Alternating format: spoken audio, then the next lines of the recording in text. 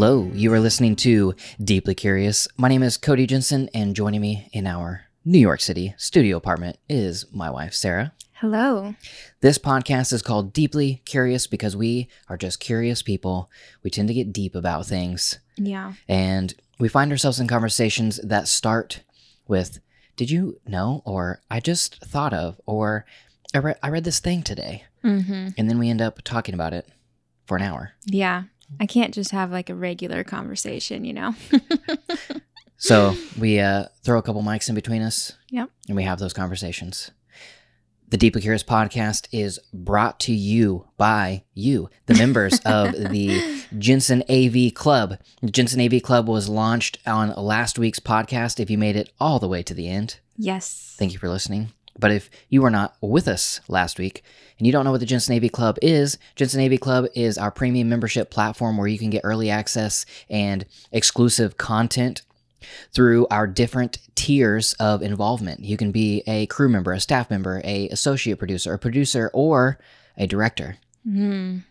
And each one of those levels gets you different perks and different access to us and our additional content. If you want to help us keep consumerism out of art and you want to help support the podcast that you love and the videos that you also love, help support us at jensenav.club. Yes. So the Jensen AV Club members. Should we tell them? AV stands for audio visual. Just FYI, in case you didn't know that. In case you missed the junior high club. Yeah, it's the Jensen Audio Visual Club. This, this is just our lunch table. Yeah. We just sit together at lunch and we talk about all the audio visual things because we're just all the weirdos out here, you know? All the outsiders in school. So thank you to all of our Jensen AV Club members. And if you want to become a part of the all-exclusive, it's actually all-inclusive because anybody can join, to the all-inclusive with exclusive content just for you. Yes. Head over to jensenav.club. Thank you. Something that got me deeply curious this week is hippos. Hippos? Yes. I saw a video on the old Facebook. Okay. And it was of some hippos. Then I got thinking, how long can a hippo hold its breath? Oh. What video did you see? What? It was just a video of hippos. Oh, they weren't swimming or anything? Well, they were in the water. Oh, okay. Because hippos live in the water. Yeah. They're aquatic creatures, but they're mammals. And I was like, okay, this is weird. I never thought about this before. These are mammals that live in the water. Wait, maybe I'm going to sound really stupid now because they live in the water? For most of their day. They pretty much most of their life is spent in shallow rivers. They live in the water. I don't think I knew that. They're essentially the aquatic rhinoceros. Okay. But I was thinking, okay, they're mammals. They're huge mammals. Massive. How long can they hold their breath? So I Googled it. Mm-hmm. First thing that pops up, San Diego Zoo with the answer. Hippos can hold their breath for about 5 minutes or longer. And I'm like, what? These things live in the water and they can only hold their breath for about the same amount as a human? Mm-hmm. And then I kept reading and learned not only can hippos who live in the water only hold their breath for 5-ish minutes. I did find some conflicting information on the exact same San Diego page that said that some hippos can hold their breath up to 30 minutes, which is much better. 5 and 30 is very different. But I guess it depends on how you read it because it says for 5 minutes or longer, so they're not lying in the one paragraph. But then in the quick facts on the side of the page, it also says some adults can hold their breath up to 30 minutes. So anyways, regardless, 5 to 30 minutes as a, as a creature that lives in the water is not very long. Right. Especially the 5-minute side. Yeah. But this is what even got me further is these hippos can't swim. Hippos cannot swim. Hippos can't swim? Not only can they not swim, they can't even float. Their body is too dense to float. So that's why they only live in shallow rivers. So these creatures that live most of their days in the water can only hold their breath for 5 minutes or longer, and can't float, can't swim, and this is the kicker too, they can't be out of the water too long because of the way that their skin is. They will completely dry out, and so they have to live so in the much water. about hippos right now. The truth is, I thought they lived I knew they lived around like watering holes and stuff like that, like in the mud, you know, like they're always kind of caked in mud, right? Yeah, they're wallowers. Yeah. Because of their skin, I knew like that, but I just assumed it was, you know, like a hippo. Yeah. like a rhino, I guess, kind of. I didn't realize that they have to live in the water and also that they can't swim. Yeah, it's like most of all throughout. What do they do if there's not a shallow river around? I think they die. I don't know. That's insane. I mean, I only read the one San Diego Zoo page. Yeah. I mean, I got curious, you know, but Not deeply curious. I mean, I was deeply curious for a good 10 minutes. That's all it takes sometimes. So I didn't further my research into all of the questions, but it was just blowing my mind just thinking about, like, they adapted to water life in the fact that their eyes and nostrils and ears are all on the very top of their head. Right. So they can be almost completely submerged and still breathe and see and hear. Right. But they have to bounce and up and down on the bottom of the riverbed. I have seen videos of that. Yeah. They said that they basically gallop on their tiptoes on the bottom of the riverbed, and then they can even sleep in the water because they've developed a reflex that when they're sleeping, they'll automatically jump up, take a breath. So they can develop a reflex to make sure they don't drown, but they can't learn how to swim?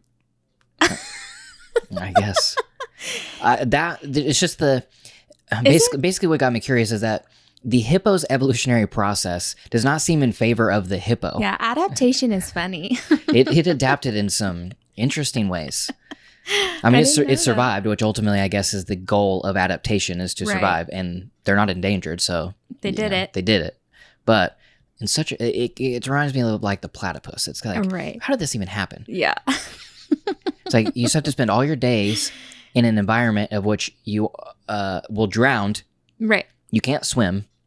And if you're out of it, you will dry up and die. Yeah. So then you can only get out really at night whenever it's cool to go feed. That's insane. And they graze basically all night for like 6 hours. Really? Yeah. And because they don't even... And not only that, but they are some of the most dangerous animals in the world. Right. And they're herbivores. Yeah. Wow. They graze, but yet they're very, very aggressive. Yeah. Like, stay away from my grass. It's more stay away from my ass, because they're, protective of their lady friends, Okay. Interesting. Yeah. That's fascinating. Anything fascinate you this week? Not really, no. I was just kind of living life, You weren't scrolling the Facebook and see some... I was not scrolling the Facebook. Hippopotamuses? For some hippos. No. Another thing that didn't necessarily get me deeply curious, but it did just ignite a small soapbox in me. And, a small one? Yeah, it's a small one. I'm not willing to die on this soapbox. Okay, fair enough. But I'm willing to stand up there and let people know. Say some stuff. Yeah. And I figure, you know what? This podcast, this is my soap. This is my... You can't We can you can't say stop me. whatever we want. Somebody commented on the video last week, the Friends in Town video. And because there's a scene of me paying at a Square register, and I pressed no tip, and you could see that I pressed no tip because it's the biggest button on the thing. And he said, no tip, ? We all know what button that is on the Square register. And we were at a counter service This is place. a soapbox of yours, yes.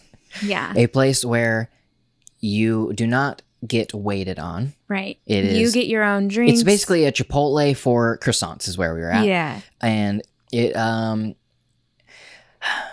basically I just have such a problem with the American tipping culture. Very much dislike the tipping culture. Although, to be fair, I don't love it. I feel like it perpetuates like underpaying people.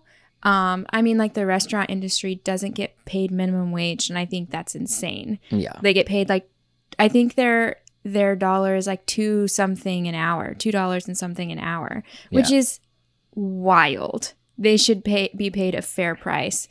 And like, also, I'm totally fine with like upping the menu prices a couple dollars to like make up for that. Because everywhere in Europe, it's like that. The menu, it might be $2 more per plate, but there's no tip because they're actually paying their staff like a fair wage. I feel like that is valid. Yeah. So I am very much against American tipping culture. I do tip. Very much. We're good tippers. I do tip at a full service restaurant in which the wait staff is not paid a fair wage and they rely on tips for their livelihood. Yes. I'm not going to expect service there and not that's the way it's set up. Right. Would I prefer that the menu items were 20% more expensive so I know exactly how much I'm going to pay whenever the bill comes and not have to factor in paying $5 to $10 in tip on top of that? Yes. Right. Do I think that wait staff should just be paid a fair wage? Yes. But my problem is that the expectation, almost the pressure that is put on people to tip at counter service restaurants, that you pay for the thing before you receive any service. Yeah. You wait in line and you order something and then you pay, and then you're I'm not saying there shouldn't, like, there isn't a tip option, like if you just feel like right. I mean, it's the same at like coffee shops, right? Like you tip your barista because you enjoy like the product they give you, or what you just like want to be nice every once in a while or something, and like, hey, I appreciate you, here's a tip. Not like every single time you go anywhere ever you tip 20% on everything you purchase. Like, it's completely different. Because those people are getting paid a fair wage. Right. And they applied for a job with a fair wage and were hired and given a job description that they agreed to do for a certain amount of money. Right. Why then should they be tipped for doing the job that they were hired to do for the wage that they agreed to do it? It's not against the person. It's against, your problem is not with the people who are like working at the place. Right. It's with the tipping culture. The fact that you are obligated and pressured to tip at a place that is not a tip. That is not a full service restaurant. Right. That's not like requiring a If I tip. want to leave a tip because I feel like this person went above and beyond the call of duty, above and beyond the job description that they agreed to do for a certain amount of money, then... Which we do. We leave tips when we feel that way. Then, that is what that is. I mean, that is what a tip is. Right. That's the thing. If it's supposed to be, if I am, pressured, if I'm societally pressured into tipping every single time that I order a coffee, or order a burrito, or get a haircut, get a massage, then just put it on the menu price. Right. Because it's not being generous if I have to do it. Right. Or I'm being pressured to do it. Like if I'm being pressured, like if I'm pressing, the $1 tip because I don't want to stand right in front of the person and press the no tip, then that's not me being generous. That's me being pressured into doing something that I don't even know if they deserve it yet. I literally just ordered. Yeah. It's like, what if the coffee or the burrito or whatever like happens and it's actually terrible? And I'm like, what did I give him that $1 for? I don't disagree with you. I think the tipping culture is interesting. And what's also interesting about that is you don't tip your burrito artist at Chipotle. Right. It's just anything that's not full service. Yeah. If it is fast casual. Yeah. Or just, coffee shop or whatever. Okay. Those counter service places, that's my soapbox. I'll leave it. Done. Okay. Haircuts and massages. Yeah. What? Yeah. I mean, you're already paying $80 to $100, and then they want you to tip 20% on top of that. I fully understand the business model that a hairdresser will, they may be there as an entrepreneur and paying rent for their space, or they could be actually hired by the place to, do the haircut. So I fully understand like there's different business models and all that type of stuff, but you're still paying for a skill that somebody developed, like not arguing against any of that stuff. Right. It's more so the business model of that we're $50 to $150 up front that you're like agreeing like, oh, I'm going to do this. And then the expectation to tip on top of that. It's like, how much money did you just make an hour? Right. Yeah. Then massages are the same way, where I went to a massage here in New York City, and afterward, it was not even, I mean, I guess I could have walked out, but it wasn't even an option. She literally said, it's customary to leave a tip. Like we were paying, and she said, it's customary to leave a tip. And we're like, okay, I guess we'll do $5. And she grabs a sign and drags it over in front of us and said that, I don't remember the exact wording it used, but it said 20% is like minimum or whatever. And this is a $100 massage. And now it just cost me $120 to get a massage. Also, if you're going to drag a sign in front of my face instead of speak to me and ask me for $20 extra, I feel like maybe you don't need the $20. Like there's a certain courtesy that should be extended when you're asking me for $20. Yes. And dragging a sign in front of my face with a look on yours isn't exactly a courtesy. But this whole thing, though, it has nothing to do with not being generous, because I firmly believe in being a generous person, and I love to be a generous person, and I like to be giving. What I do not like is being pressured to do anything.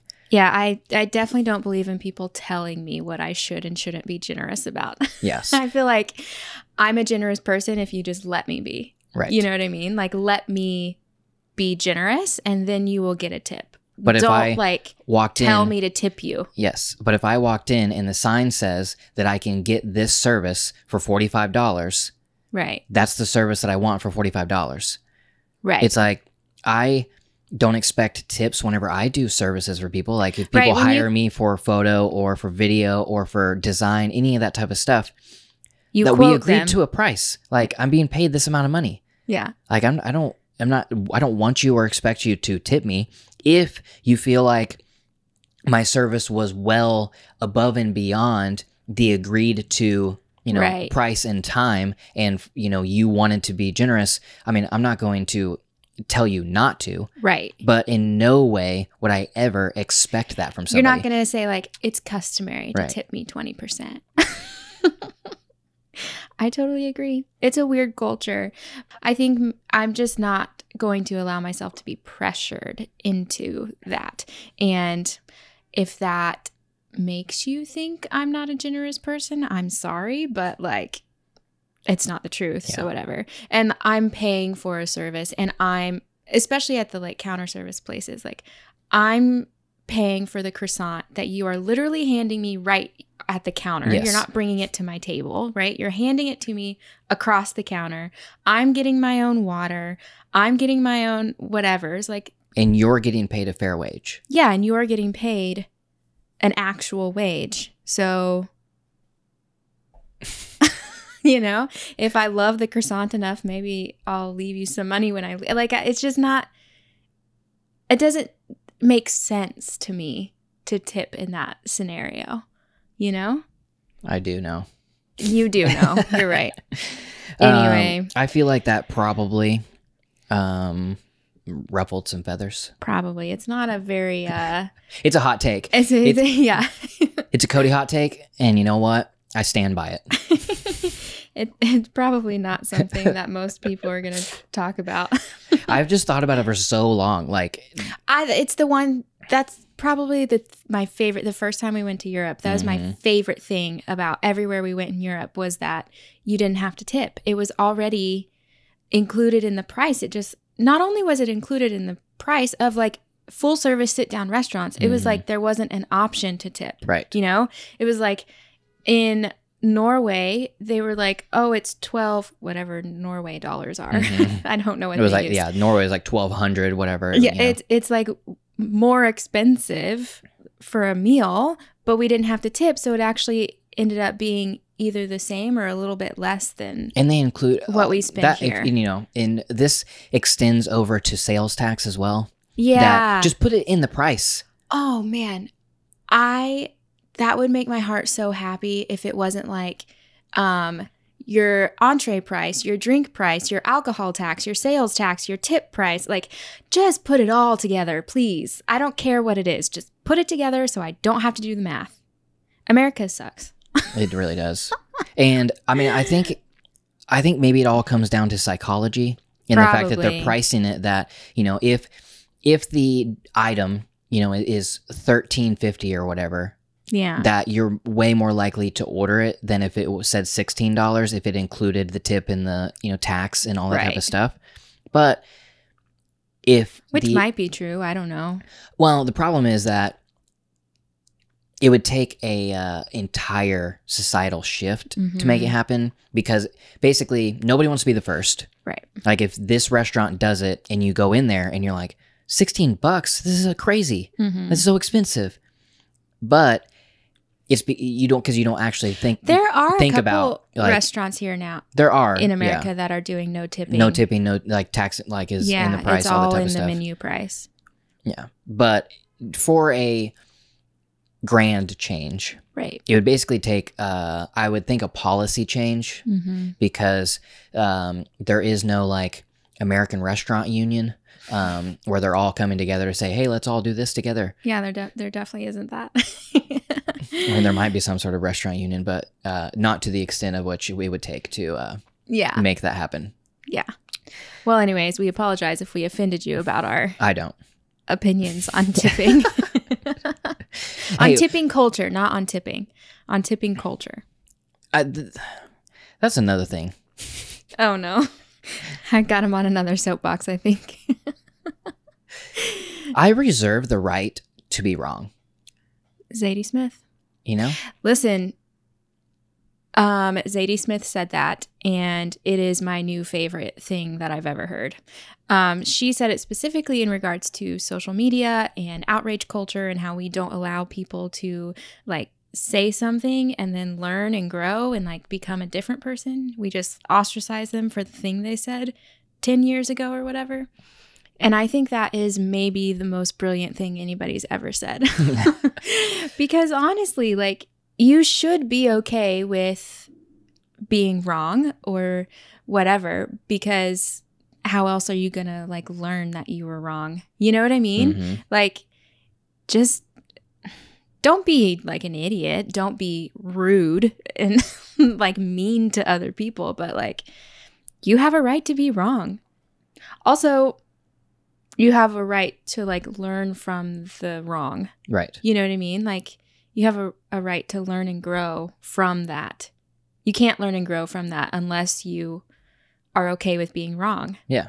It's so silly to, I guess, like, to always feel like you have to tiptoe around everything because you might like offend somebody. Well, in today's, but that's the thing, is like, it is scary in today's like world. Yeah, because that's like, literally what it is. Basically, it's scary to have strong opinions. Yeah. Because I can have opinions that are wrong, or they're opinions that are wrong for you. I would say also the majority of the time, especially with like small things like tipping culture and your like qualms about it. And the fact that this is my problem with tipping culture, and I don't take it out on the employees. Right. And, you know, say, well, I'm against American tipping culture, so you don't get no tip. Right. You know, it's not about that. It's like, I give them the tip because that's the right thing to do. Right. But it doesn't mean that I have to be happy about it. Yeah. But it's like, that is on the scale of things, very small, right? Yeah. But it's a thing that would like literally start fights. Yeah. Which is kind of crazy. Just like it's just a differing opinion about something that is inconsequential and doesn't really matter, but it would start fights, which is wild. I think I think that is part of the problem of the divisive culture that we're in now, is that nobody is willing to listen to viewpoints and opinions that are different from theirs. It's like, even with something as silly as what the things we just talked about, is like there could be somebody who turned this podcast off already because they disagreed with what we're saying. Right. And if you are only ever listening to things that you agree with, then you will never grow, you will never change, and you could be living your life inside this reality distortion field that you have no idea that you're in because you never listen to anybody else. Totally. I think that goes back into just the conversation we had a couple podcasts ago about like, what does it even mean to be curious, right? Like, if you're not listening to other people's opinions, and not just listening to other people's opinions, but really just like accepting them, even if you don't agree, and just be like, oh yeah, cool, I can see how you see that. Or yeah, you're entitled to that opinion, right? Like, if you're not willing to do that, I mean, you are living in a reality distortion bubble. You are like enclosing yourself into like a much, much smaller world, and not giving yourself the freedom to like learn things, which is crazy to me. Like, just like even learning the fact that like other people are entitled to their opinion, other people are entitled to being wrong is huge. Like, if you can really learn and accept like how to accept other people, even if you feel like they're wrong, like your whole world is just going to expand, you know? Also, letting people be wrong is basically, if an opinion has no effect on your life, right, then why do you care? Like, why let it, take you to the point of anger? Like, life, I think that life is too short to be wrapped up in anger and negativity and drama. Well, everybody would say that probably, but it's harder to do. And the people who yell that they hate drama the loudest are typically the people who, revel in drama. Seek out the drama. But the point is, like, if these things don't affect your life, then basically live and let live. Yeah, let it go. There's 8 billion. But tipping affects my life. There are 8 billion experiences on this planet. There are 8 billion realities, and it is insane of you to think that yours is any better or whatever than the next person's. Yeah, that kind of reminds me of a quote that I just posted on Twitter. It came from the 4-Hour Workweek. I found it was a quote in the 4-Hour Workweek. Oh, but it wasn't a quote by Timothy Ferriss. Right, exactly.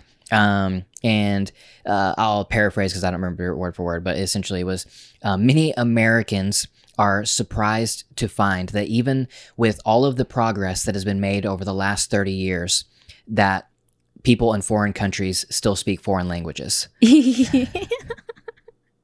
Yeah, it's true. We're so entitled in America.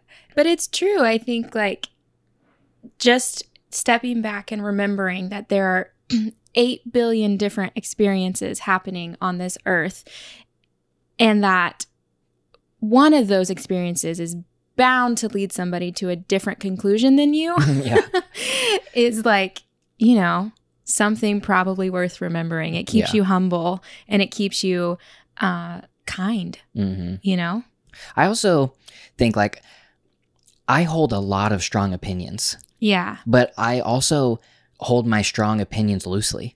Right. Like you can be convinced of the opposite point of view. Like I will, if they have a better argument. Right. It's like, there are obviously cornerstones of my life that like, those are the core truths that you will not let go of. I will not let go of, or it would take a wrecking ball, to actually, uproot those.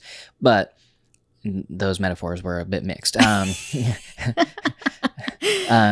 But it would be, as far as like, having a strong opinion about like tipping culture. Right. It's like and not being able to be swayed from that. Like that's just something silly. Yeah. You know what I mean? Like I hold a very strong opinion against it. Like it very much riles me. Yeah. Like I hate it. But if somebody else like had a very good point that I would be like, oh, that's cool. Yeah. That's my new strong opinion. I never thought about that. Yeah. Yeah. But I would never know that if I didn't surround myself with voices that, may be different than mine. Right.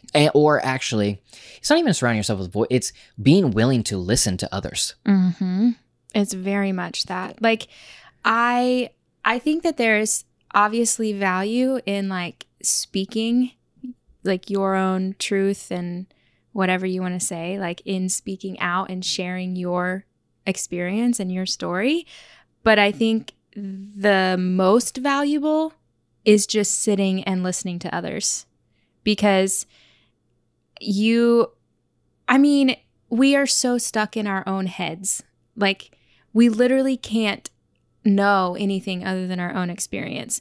And so when you're not like intaking somebody else's experience, you're missing out on so much life that like you'll never get to experience. You know what I mean? And like I just think that there's so much more value in listening, and we do not know how to listen. Right. Like there's a quote, and I can't remember who said it. It's like Kurt Vonnegut or Charles Bukowski or somebody who like that, who's very like blunt. And it talks about how like most people don't listen. They just wait for their turn to talk. Mm-hmm. And it's so true. Like, and you can tell when you're having those conversations with people, when you're trying to like connect on some level, and all they're doing is like waiting for you to finish your sentence so that they can talk about something that has nothing to do with anything you just said. Right. That's all we know how to do. And so I think learning how to listen is, again, back to that podcast we talked about, what does it mean to be curious? Learning how to listen is how to be curious. Right. I was tracking with you. That was literally the sentence that really brought to mind. Like, learning to listen is learning to be curious. Yeah, because we just don't listen to people, and you can learn so much by just actively listening. Actively listening is the key, not just like passively listening, not just listening so that you look like you're being polite. Yeah. Actively listening and engaging in that conversation with somebody. Yeah. And also like maybe I guess what I was thinking is your personal opinions and your thoughts and things, that is your specific expression of the human existence. Yes, and it should be shared. And in the same way that somebody else has, through their own life experiences and through the things that they have been through, they now have opinions and other things that make up their expression of the human experience. And so it doesn't make any of those things right or wrong. Yeah, or better or worse. It just makes them different. Mm-hmm. And I think that is one of the core pillars of, I think, every conversation that we have is truly just looking for what those things are for you. Self-awareness. Yeah. Just figuring out. We should just rename this to the self-awareness podcast. Yes, exactly. It's just becoming self-aware in the things that are negative and positive. Like what becoming self-aware in the things that you personally you find fulfillment in, and designing your life around that so that your success becomes your success because it is actually fulfilling to you, not because it fits in some societal idea of what success should be. Right. In the same way of being self-aware to realize, oh, I have been a complete jerk for the last 3 years. Right. And I never saw it. Let me go and apologize. Yes. And you like become like, you realize these things and you become a better human, and you just become just your expression of what it is to be a human just increased. Like it just has, is more flourish. Yeah. That expression has a brighter scent now. Yeah. I also think, like surrounding yourself with people who, it's kind of a balance, a delicate balance, I think, in finding people who are like-minded enough, but are also different enough. Yeah, I think it's about building trust. Maybe that's it. Because we have a lot of close, dear friends, but we do share a lot of like-mindedness. Like we have built our relationship on basically core values and beliefs, and just things that overlap that we are all interested in. Yeah, but we're all like in different ways. We have all of these different opinions and different things, and we will have these conversations sitting across the table like we are right now, just talking about stuff that we agree and disagree with. Right. And it doesn't turn into some sort of like fight, because it is built on trust and having a discussion and building each other up into ultimately finding who you are, I guess. Or I think, I'm not sure what to say there. Yeah.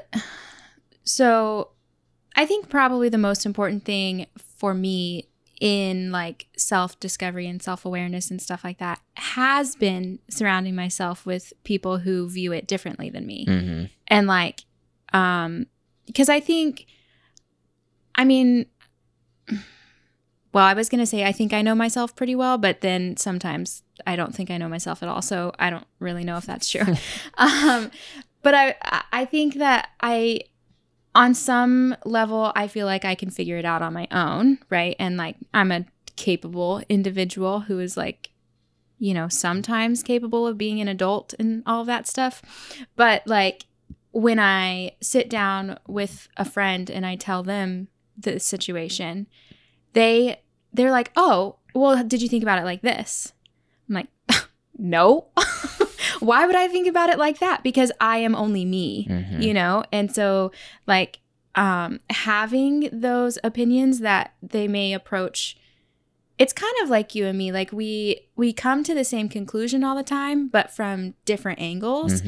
And so I think that's what I'm trying to say, is like finding people who approach life differently, but at the core, you have the same goal in mind. Right. I feel like has been the most beneficial for me.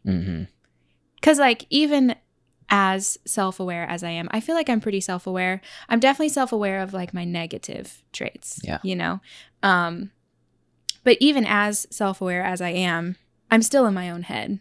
Like I can only know my experience. So it is really, really important to have those other experiences. Yeah. And those, to have those other experiences surrounding you. And and finding that trust. I just don't even know like who I would be without like that trust. It's game changing. Yeah. And I think what you're saying is like the relationship is built on certain core values, and basically I think that it needs to generally be built on that you believe the meaning of life like is generally the same. Like as far as if one person in this conversation, like in this dialogue, if one person is looking at it through a lens that making money is the ultimate solution and there's no greater thing in life than to make more money than anybody else, and you're a person who believes that money is only a means to an end and that relationships and experiences are ultimately what brings richness and fullness to life, it's almost impossible for, not that you can't learn from each other, right? But more so if you're saying like, you've been thinking about this, you're having this problem or whatever, and they're like, the person that would have a completely different core, like what they believe that the outcome should be, is going to have completely different advice for who they think that you should be. Like, well, then just go get a full-time job, because then you need to make money. Like, go work in this job for 30 years, working your way up, or whatever their advice would be something that doesn't take who you are into account. Mm-hmm. It only takes into account what they think the true meaning of life is. It's really funny that you use that as an example, because literally my mind didn't even go to something monetary. Like that I just only ever think about people, is what I'm saying, I guess. Yeah. I never even that, because I was like, well, yeah, because what else do you do? Like, what else do you value? Obviously other things. Yeah. I think, yeah, I don't even know how we got on this. What is something that you have a strong opinion on? Something I have a strong opinion on? Mm-hmm. That may not be a popular opinion. Wow, this is a hard question out of the blue. Let me think. I mean, I know one. I think I've shared it before, though. But off the top of my head, I think I can be a little snobbish when it comes to art. When it comes to, you know what, though? I'm not snobbish about movies. I'll watch the worst movie. I don't even care. It can be 2% Rotten Tomatoes and I'll watch it. 13% Rotten Tomatoes. If it's a rom-com, I'll watch it. I don't really care. However, I do really, really highly regard like the indie movies. Like I consider those art. Mm-hmm. You know what I mean? Not the big blockbusters, even though they are. I don't call them art. I call them movies. And then I call Call Me by Your Name, I would call that art. Mm-hmm. But mostly in like books, I can be kind of snobbish. For the longest time, I hated Twilight. I refused to call it literature. I was very I can just be kind of put off by anything that is like mass popular, mm-hmm. I guess is the thing. Like if everybody loves it, I hate it. That's just the truth. I kind of get that way. Well, that's the core tenet of being a hipster, like you are. I'm not see, even that really gets me. I'm not a hipster. I just only a hipster would get that angry about being called a hipster. No. You know what my strong soapbox is that it's impossible to argue with you. But that is neither here nor there. I can be a little pretentious, I guess you would say, about art and in particular literature. If here's a good example. If every book person, every book list, every Goodreads list, whatever it is, if it has the same book, if I keep seeing the same book over and over and over and over and over again, mass fiction, I don't read it. Like Girl on the Train is a good example. I'm sure it's a fantastic book. I never have read that author. I'm not judging it. I have no desire to read it. Only because it was just everywhere. And it bothers me because there are so many other books out there that I feel like will teach you something important that nobody is talking about, So I kind of, I think that's probably one of my things is anything that is mass popular, I'm kind of not into. But what if that thing that is mass popular gets people to actually read who had never read before? Which is why I have been working on this for ever since Twilight came out. Because I do believe that it doesn't matter what you're reading as long as you're reading. Ish. I mean, I can't say that with full confidence because there are certain genres in literature that I don't agree with that I think, I mean, I'm not going to say are trash, but like that I think. Well, what do you mean by don't agree with? I think they're just, what's the word? I think they're just. Smut. No, oh, well, yes, that's specifically what I'm talking about, is that genre. But I think they're just kind of not enriching. And they're not teaching you something. They're just like perpetuating a fantasy for you. And that's not the point of reading. The point of reading is like empathy and growth and all these romantic ideas about reading, right? And I do think that there is a place for entertainment and for escape. That is how far I have come. I don't think again, used to be very pretentious, and I don't think that you have to read a fiction book that's really deep and like gives you all the feelings all the time, because I understand other people aren't like me. I want that. I want something to like break my heart in the best way possible. I understand that like some people don't appreciate that. So I've come looking at you, Enneagram 7s. Yeah, I have come a long way in what I consider literature or whatever.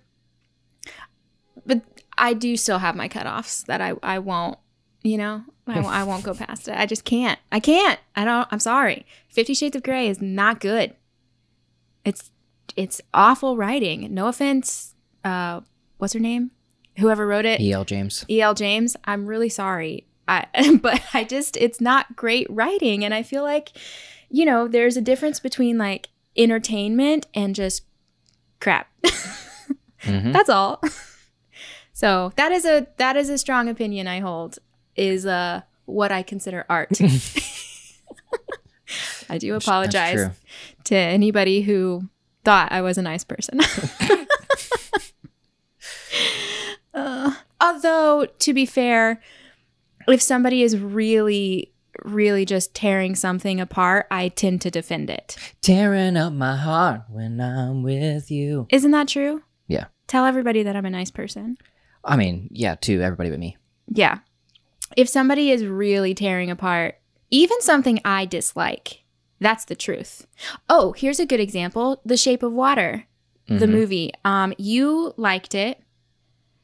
You took me to see it. I didn't like it, but I like didn't really know why. I didn't have all these like necessarly articulate thoughts. Well, you're just about not it. into bestiality as much as I am. Right. Yeah. One of our friends hated it, and he was like ripping it apart. Well, that's because a dolphin broke his heart one time. Okay. Anyway, really couldn't. He hated it and was kind of ripping it apart and like made a joke. I defended it. It was in a text message, and I defended it for like a sentence, even though I didn't like the movie. Right. I defended it. I was like, well, I mean, I don't think that's very fair to say. Yeah. And he was like, oh, I'm sorry. I didn't know you liked kitschy directors or something like that. And then I was like, okay, hold on. We're fighting now. I was like, first of all, I did not like that movie. Second of all, just because you don't like it doesn't mean it wasn't enjoyable to somebody else. Doesn't mean it didn't give somebody else some insight that they needed. I went on this whole thing. And he was like, I know. I understand what you're defending. But it's like, I didn't even like the movie, and I defended it. You just have a very, very strong opinion about criticism. Yeah. You are the most critical about criticism. That's true. But I can also be critical about things. Sometimes. Yeah. Depends. Right. I'm confusing. That's what I'm saying. Well, yeah. If it meets your critical standard of what art is, even if you don't like it, then you are very critical about people being critical about it. Yeah. I also like to defend an underdog. Yeah. I feel like everybody has their, again, right to their opinion, right to be wrong if you want. Like, I mean, it all goes back to that the quote about art that we've said on this podcast like 19 times. That great art disturbs the comfortable and comforts the disturbed. Yes. And you're okay. Like, you're okay with that. Like, Absolutely. basically that sometimes you won't like it, but it doesn't mean it's not great art. Yeah.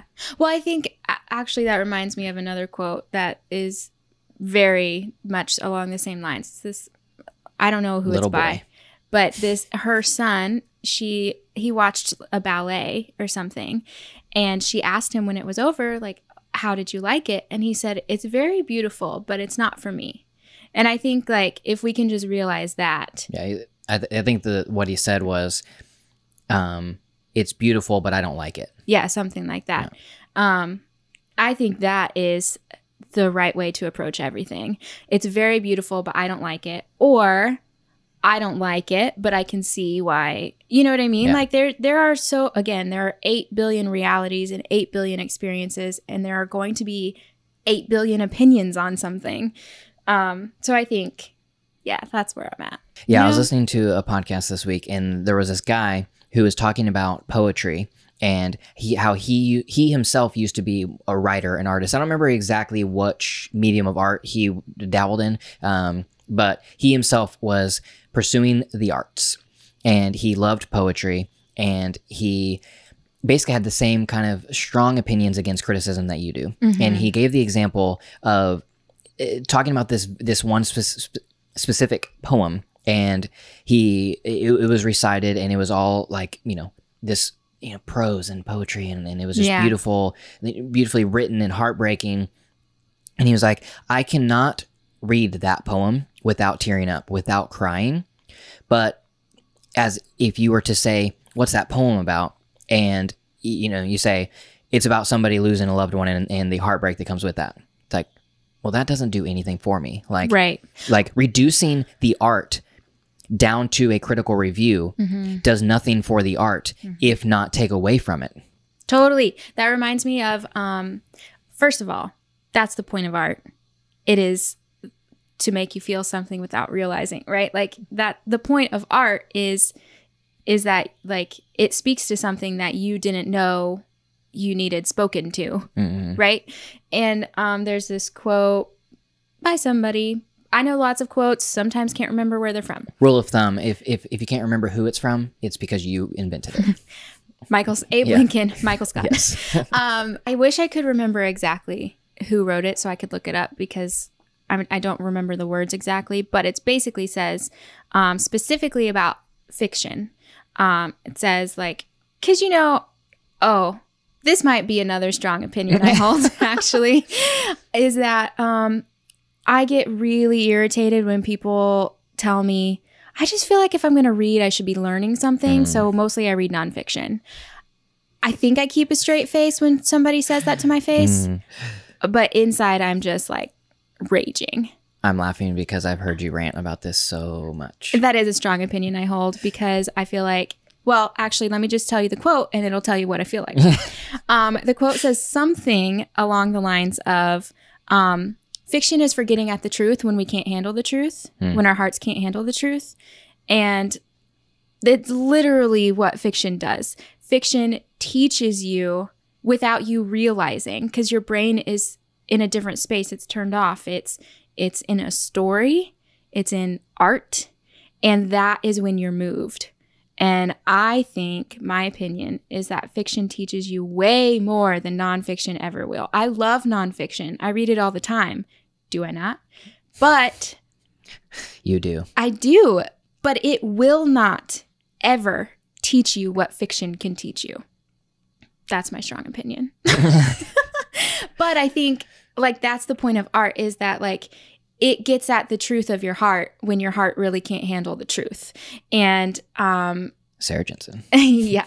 And the same, like that guy was saying about poetry criticism. It's like, it kind of ruins the poem when you know the specifics, because, like, it's all about the mystery. It's all about, like, the inside world, and, like, not being able to actually articulate what's happening in your heart. You know, that's what it's all about. And criticism ruins that. I'm not saying that criticism doesn't have its place necessarily. I think, like, I don't want to be a critic. Like, I'm not interested in that. But I think it probably has its place. Just like I don't want to be a part of it, you know? It ruins the mystery. And all I care about is mystery. So yeah. I almost wonder if there should be a different definition of criticism and like, I know, because you know what call I it mean? reading critically. Yeah. When you're like studying like a text, like a fiction, or not even but like you're studying a text, a literature. Right. They call it reading critically. But it's not necessarily critical. Yeah, like there's a difference between consuming Maybe it's just a critically different and being a critic or something. different definitions. Being critical. Yeah. Yeah. Whether you like it or not, you are critical. Yes, I am. I mean, that's the whole reason that you think that 50 Shades of Grey is crap, is because you are critical. Right. Like, I know I'm critical. so it's kind of like, where is it just ironic, you know, that you're both, or is it that it's two different things? I'm inclined to say it's ironic that I'm both. Isn't it ironic? Don't you think? Only because I really do have a lot of conflicting opinions about it, about a lot of things. So it like seems like more along the lines of me. Mm-hmm. Is that, well, I'm both, obviously. But I don't know. Maybe it's just the definition. But I even like on Instagram, I post like books that I've read and I rate them like out of 5, you know.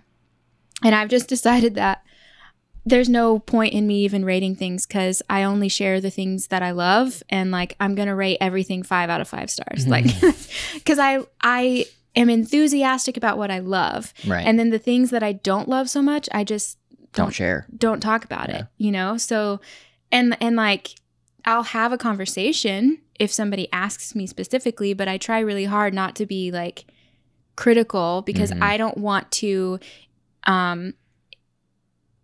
infringe on somebody else's enjoyment, right? I guess. Yeah, because it's almost like, just because I thought this was a 2-star book, right, doesn't mean that this person would think it's a 2-star book, right? And if I share that it's a 2-star book, it may discourage them from reading it and actually receiving the message that they need to hear. Yeah, exactly. I don't really want to like diminish somebody else's enjoyment or somebody else's like excitement for something, but I also, that I don't love everything either, you know. I just am only sharing the things that I love, you know. Yeah.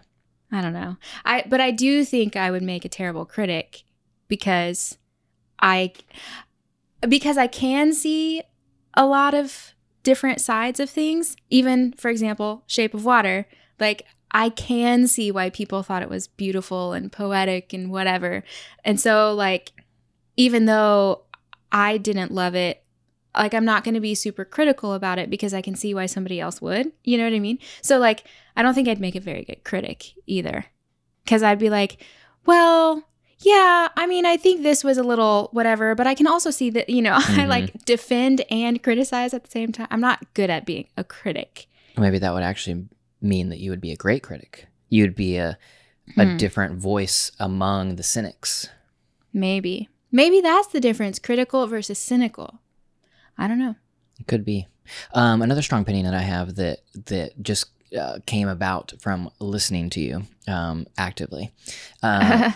Okay. Is one I'm nervous. No, just one of the things that you said was talking about E.L. James and saying, like, I'm sorry, but it's crap. Yeah. I have such a strong opinion about that phrase in general. I'm sorry, but... You do have a strong opinion. You are about not that. sorry if you continue talking after you say I'm sorry. Well, yes, you are correct. However, I would like to defend a little bit and say, I'm not sorry for what I'm saying. I'm sorry for how you feel about it. Do you know what I mean? Like, I'm sorry if I'm offending you, but this is my opinion, is kind of what I'm saying. But if you were actually sorry about offending me, you just wouldn't offend me. No, because I don't think that's the way to conduct life. But the thing is, if you're saying that, then you are essentially saying, I know this is going to offend you, and I'm sorry about that, but versus changing the way you are saying things, approaching that language in a different way to share your opinion, but sharing it in a way that will be received instead of being offensive, because nobody is... I would never look at somebody who enjoyed 50 Shades and say, that was crap. I would never do that. Right. You would just go behind their back and say... No, I would not. I would say like, okay. Okay.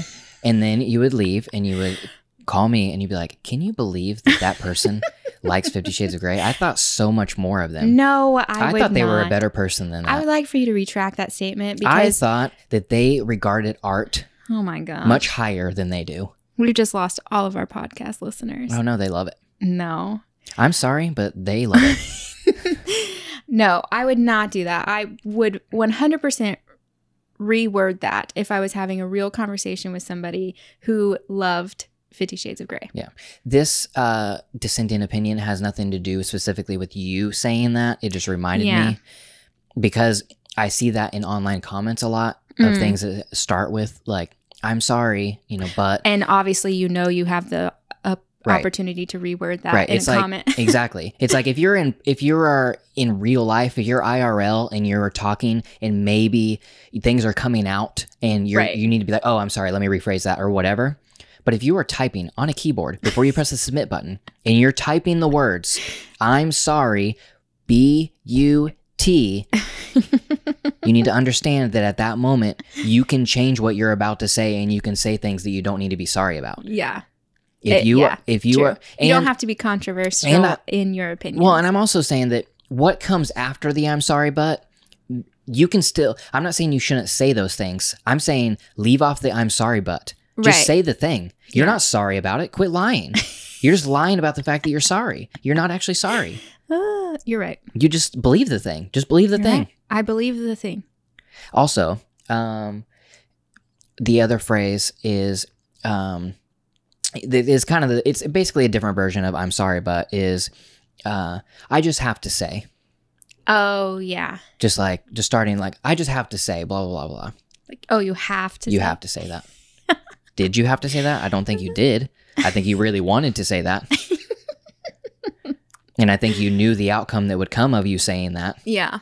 But I don't think you had to say that. Yeah. You definitely hold that opinion. Yeah. That's true. So we're learning here that all my strong opinions have to do with art. I think you have more than that, but those are the ones that came to your mind first. But I will say, most all of your strong opinions do have to do with art. And I would say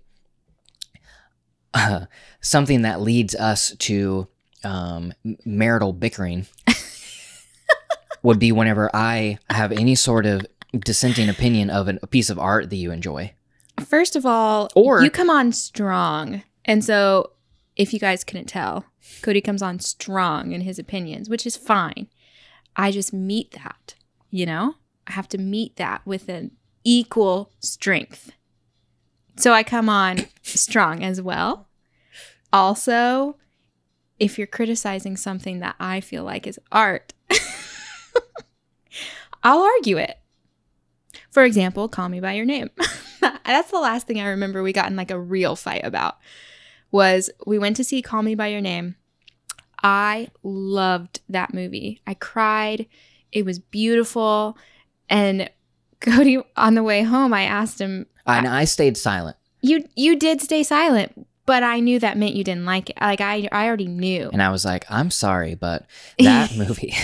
But you didn't just like say you disliked it, After I said how much I loved it and what I loved about it, you were very strong in what you disliked. And so I felt the need to not only defend the movie, but defend myself because it was art. And it was like a 20-minute, we were like almost yelling at each other walking home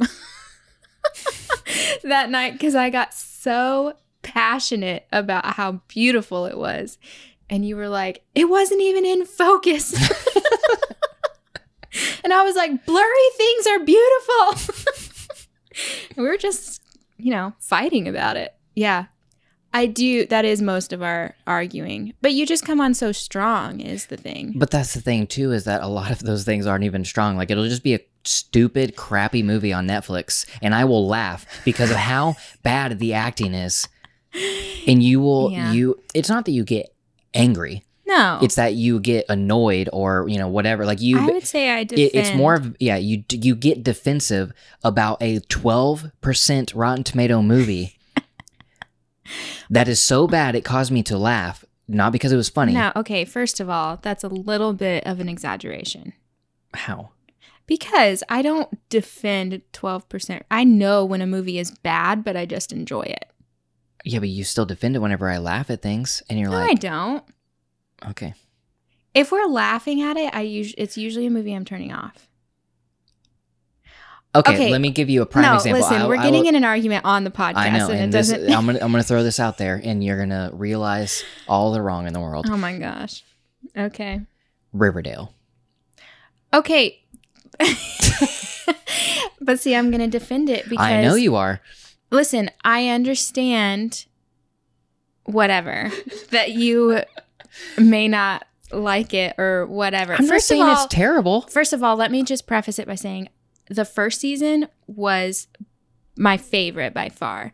The rest of the seasons are a little bit LOL, okay? I understand they are not whatever. Anyways, I understand that. But the problem, like making your case. Yes, because the problem I have with this is that anytime I turn on Riverdale and I'm watching an episode, I don't know how many times I've said, you do not have to watch this with me. Please stop laughing because it takes away from my experience. I don't care if you like it or dislike it. I just need you to stop laughing so that I can watch it. And what disagree. do? You sit down on the couch and watch it with me and laugh and make fun of it the whole time. And that's irritating because I'm just trying to enjoy a TV show. That is 100% valid, and I totally hear you. Thank you. But we live in a studio apartment where there's only one place to sit. I know, but then just stop laughing. But it's not like I'm actively trying to. It's not like I'm watching and I'm like, I'm going to laugh at everything that is, silly. Well, you could. Bad acting or whatever. It's could put your headphones on and go sit at your desk. It just happens to me, and just like the thing happens and involuntarily laugh about how bad that thing was. Yeah. And then you get all defensive about Riverdale. It's on the CW. Mostly, I just get defensive because I've had the conversation with you about how I'd appreciate it if you quit laughing while I'm trying to watch something. You don't have to love it. It's fine. Maybe somebody out there feels the way that you do about reading 50 Shades of Grey, about watching Riverdale. Probably. But that's what I'm saying. Like, whenever it comes to watching stuff, I don't really have any standards. You do a little bit. Your standard, you don't have standards for nonfiction, or you don't have standards for fiction.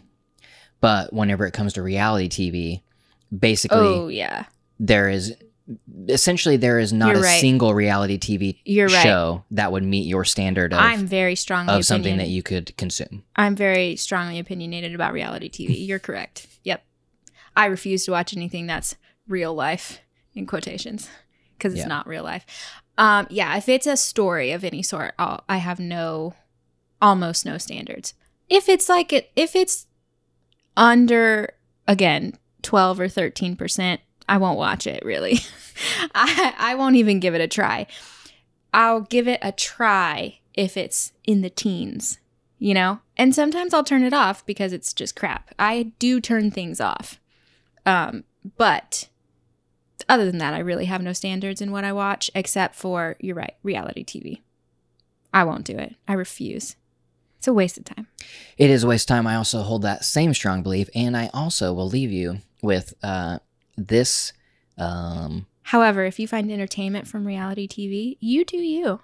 I'm not judging over here. Yeah, you do you, but let me just leave you with this, that there is a study that was done that the most productive and the most high-earning people among our population do not watch reality TV at all. Mm-hmm. And the least productive least income earning group of people in our population watch the most reality TV. Yes. You could obviously be outside of those Yes. statistics, but if trying to be in that first group, Yeah. If you want, to be highly achieving, person and up your income bracket, just consider. Those who do not watch reality TV tend to be in that group. Yeah. So there's that. I don't remember what book that was from. I read that in... several years ago. Yeah, I read that several years ago. I think it was in a Seth Godin book. But don't quote me on that. Seth Godin is good. Yeah, that was... I also...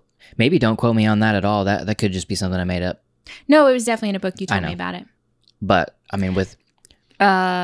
Seth Godin, Cody Jensen. Yes, exactly. something or something. Yeah, something or another. Yeah. Said something at some point that I am recounting. Yes. Yeah. We're not about facts here. We're about, it was something along these lines. That's not true. We like facts. Don't quote me on that. All right. Anyways, I'm just going back and forth on myself all day here. As usual. As usual. Listen, I have come to accept the fact that I think a lot of things. So whatever. I also accept the fact that I have the right to be wrong, and I hold all my strong opinions loosely. So anything that I say at any point, even in a strong tone, could be the exact opposite of what I'm going to believe, in a month from now. Yeah. But you know what? Right now, I believe it, and I ain't sorry about it either. And we learned a lot about hippos. That's true. What a good podcast. All right. Well, if you want to be a part of what we're doing here, and you want to help us keep consumerism out of art, and you just want to support the art that you love, help us do that by joining the Jensen AV Club over at jensenav.club. The link is in the show notes. The link is in the video description. And we will be posting exclusive behind-the-scenes, exclusive content. Sarah will be putting out a monthly newsletter with a bunch of...